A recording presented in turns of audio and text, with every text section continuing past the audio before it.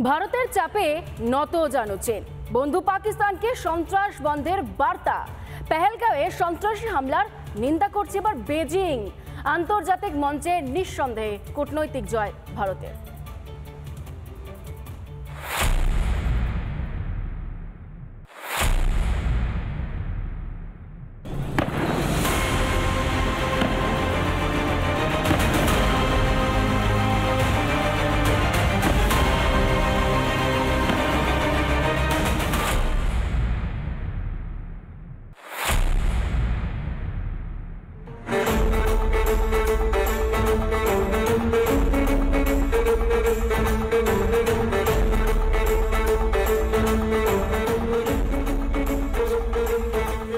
বেজিংয়ের ভরসায় ছিল ইসলামাবাদ, কিন্তু পাকিস্তানের সব চীনা অস্ত্র ধ্বংস করে ভারত।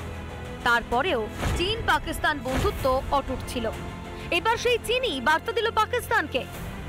চীনা বিদেশ মন্ত্রকের মুখপাত্র লিন জিয়ান বলেন, চীন দৃঢ়ভাবে সব ধরনের সন্ত্রাসবাদের বিরোধিতা করে এবং জঙ্গি হানার তীব্র নিন্দা করছে। রিজিওনাল কান্ট্রিগুলোকে সন্ত্রাস বিরোধী সহযোগিতা জোরদার করার এবং যৌথভাবে আঞ্চলিক নিরাপত্তা ও স্থিতিশীলতা বজায় রাখার আহ্বান জানিয়েছে চীন। চীন বুঝতে পারছে যে আমেরিকার যে ট্যারিফ ওয়ার চালাচ্ছে সেই জায়গায় দাঁড়িয়ে ভারতের সঙ্গে মৈত্রীর প্রয়োজন আছে। ভারতের বিরুদ্ধে পাকিস্তান এগিয়ে চলুক সেটা চীন চাইছে না।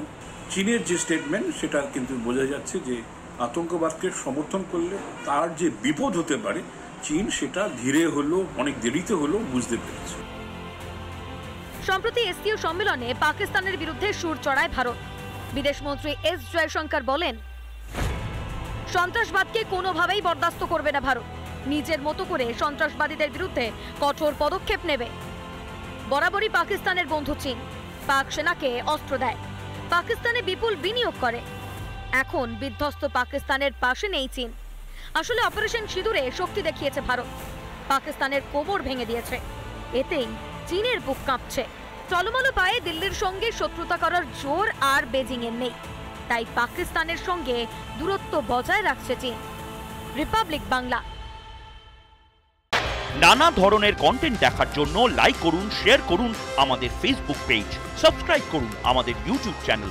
পাশাপাশি অন্যান্য ব্রেকিং নিউজের জন্য অবশ্যই চোখ রাখুন রিপাবলিক বাংলায়।